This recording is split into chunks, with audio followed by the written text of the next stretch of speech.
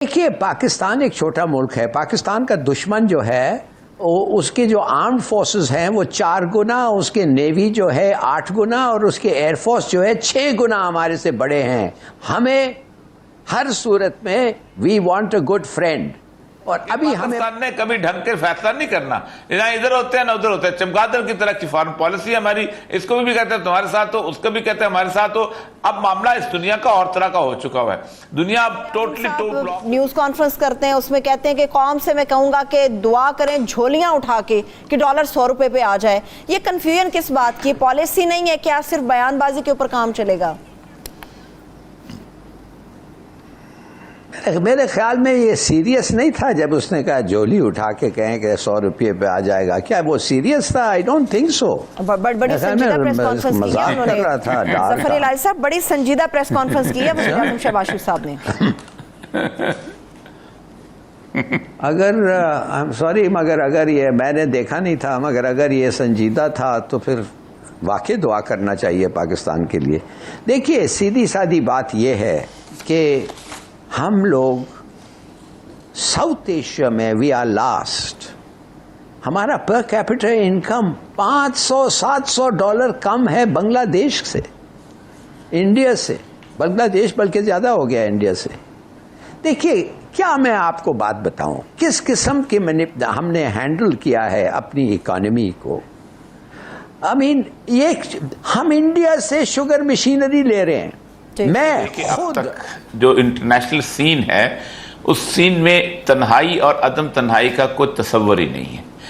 Joe Biden और Putin दोनों इस वक्त अपने अपने हवाई ढूंढने में लगे हुए हैं। जो बाइडेन साहब अफ्रीका गए थे, उन्होंने मिस्र गए थे, उन्होंने साउथ अफ्रीका के मुल्कों को कहा, बाकी मुल्कों को कहा कि तुम रूस से अपनी तिजारत ख़त्म करो और रूस से तेल लेना बंद करो। उन्होंने साफ इनकार कर दिया। उन्होंने सबसे पहले जाके आप उसको बोलो यूरोप को कि जो तेल ले रहा है, जो गैस ले रहा है, हमें क्यों बोलते हो? ये दोगली पॉलिसी बंद करो। उसके बाद पुतिन साहब जो थे वो इस तरफ निकल गए, वियतनाम की तरफ और बाकी जगहों पे और ये जो बाइडेन साहब थे सऊदी अरब में आ गए और उनको रेड कारपेट की जगह उन्होंने पर्पल कारपेट बिछा के कहा कि पता चले कि हम तुम्हें रेड कारपेट नहीं दे रहे। उन्होंने उनको मुतालबा किया कि आप तेल ज्यादा पैदा करना शुरू करें ताकि रशिया की तेल की मार्केट डाउन। उन्होंने इनकार कर दिया। उल्टा उन्होंने इसके अंदर ओपेक के अंदर रूस को भी आके इजाजत दे दी कि वो भी बैठा करे और 3 बड़ी कंपनियों में वहां इन्वेस्टमेंट कर दी। अब गिने चुने कुछ मुल्क अमेरिका के खाते में रह गए थे यूरोप के बाद, जिनको उन्होंने अपने साथ लगाना था।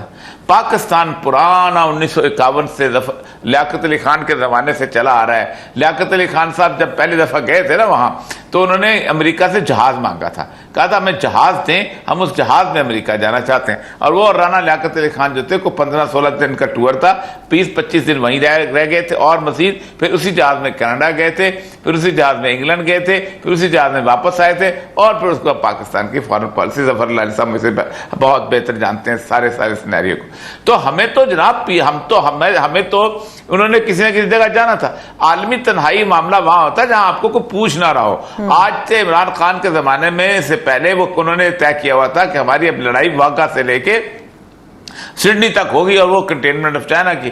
तो ये जो कॉन्फिडेंस की सूरत हाल बनाई जा रही है, ये कुछ भी नहीं है। अमेरिका को हम भी जानते हैं, सब जानते हैं। वो वहां पर घूमते फिरते आए। जहां तक चाइना और रशिया का तल्लक है, जाहिर बात है उनकी भी एक टग ऑफ वॉर चली हुई है। उन्होंने एक फोटो सेशन तो करवा लिया है, लेकिन कमाल की बात यह है कि वो सारा ML1 का जो मंसूबा जो है वो सारे का सारा उन्होंने अफगानिस्तान शिफ्ट कर दिया है। परसों अफगानिस्तान में वाखान कॉरिडोर से बाकायदा ट्रेन आई है और ट्रेन जो है बल्ख के सूबे तक आगे तक पहुंची है, जहां अफगानिस्तान में कभी रेलवे लाइन नहीं होती थी। वो कल उन्होंने इफ्ताह किया वहां पर जाके, बल्कि इफ्तार का पटरी बिछ गई और रेलवे लाइन। पाकिस्तान थोड़ा है कि जहां पर अपना एक्निक के इजलास और बाकी चीजों के इजलास उन चीजों में फंसे रहेंगे, प्लानिंग डिवीजन के अंदर फंसे रहेंगे और कभी हम कहेंगे जाना है कभी नहीं जाना।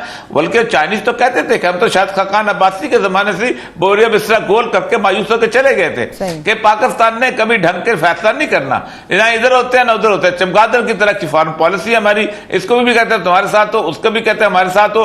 अब मामला इस दुनिया का और तरह का हो चुका हुआ है।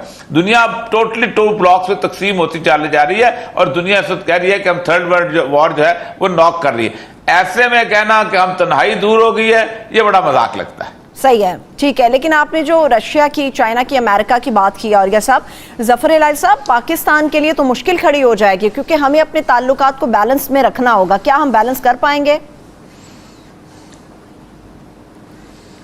हम नहीं कर सकते बैलेंस, प्लीज अंडरस्टैंड। क्या हमने कोल्ड वॉर के ज़माने में अपना बैलेंस किया था? बिल्कुल नहीं। हम तो अमेरिकन के एलाई बन गए थे, सेंटो, सीटो और बायलैटरल अलायंस, हर चीज़ में हम अमेरिका के साथ खड़े रहे और अमेरिका ने हमें इमदाद भी दिया। पैटर्न टैंक्स आए, इस किस्म के मिसाइल्स, F-16, ये वो। तो देखिए, पाकिस्तान एक छोटा मुल्क है। पाकिस्तान का दुश्मन जो है, उसके जो आर्म्ड फोर्सेस हैं वो 4 गुना, उसके नेवी जो है 8 गुना और उसके एयरफोर्स जो है 6 गुना हमारे से बड़े हैं। हमें हर सूरत में we want a good friend, और अभी हमें पता चल गया है कि हमारा अच्छा दोस्त कौन है। और अगर अभी तक हमें ये नहीं पता चला है तो हम बुद्धूज। हमारा दोस्त है चीन और अमेरिका नहीं। अमेरिका हो गया है हमारे दुश्मन का दोस्त। उन्होंने हमें बता दिया है, उन्होंने अपने एक्शन से और जो नया क्वाड पैक्ट जो हुआ है उससे बता दिया है कि Hindustan is a major non NATO ally, और पाकिस्तान जो है उनके साथ सिर्फ ट्रांजैक्शनल रिलेशनशिप्स होते हैं, उनके साथ अपॉर्चुनिस्ट इन्वॉल्वमेंट्स होते हैं, जिधर जरूरत पड़े वो आके हमारे से बात करते हैं। तो क्या हम इस रिलेशनशिप के लिए हम चीन को छोड़ देंगे? हम चीन को इग्नोर करेंगे? नो। मगर हमारे मुल्क में, आई एम सॉरी, एक बड़ी स्ट्रांग लॉबी है, और ये एक और लॉबी है, वो है अमेरिका में। बड़े अच्छे लोग हैं वो, हम वतन, बड़े पेट्रियाटिक पाकिस्तानीज हैं, मगर वो चाहते हैं कि अमेरिका और पाकिस्तान के ताल्लुकात बहुत अच्छे हो, इतना अच्छा हो कि to the exclusion of all others. मगर ये गलत बात है। मेरे ख्याल में हमें फिर सिलेक्शन करना पड़ेगा। हम नॉन अलाइन नहीं रह सकते। हमारे खिलाफ जो पावर्स जो खड़े हुए हैं, इजराइल, अमेरिका, इंडिया, वो बहुत ताकतवर है, और जिधर से हमें इमदाद मिलेगी, जिधर से हमें जेन्युइन फ्रेंडशिप मिलेगा, हम उनके साथ खड़े होने चाहिए। अच्छा, और वो है चीन। चाइना के साथ आप समझते चाइना के साथ हमारे ताल्लुकात बेहतरीन रहने चाहिए? ठीक है, ठीक है। और क्या मकबूल जान साहब, और क्या साहब, अभी ये जो तमाम तर चीज़ें चल रही हैं, ऑडियो वीडियो लीक्स के हवाले से मैं बात करूंगी, मगर उसके पहले शहबाज शरीफ साहब ने जो अपनी न्यूज़ कॉन्फ्रेंस में बात की, उसके ऊपर भी हमें गुफ्तगू करने की ज़रूरत है। शहबाज शरीफ साहब ने ये बात की कि हमारी खारजा पॉलिसी को पिछली हुकूमत ने तबाह किया।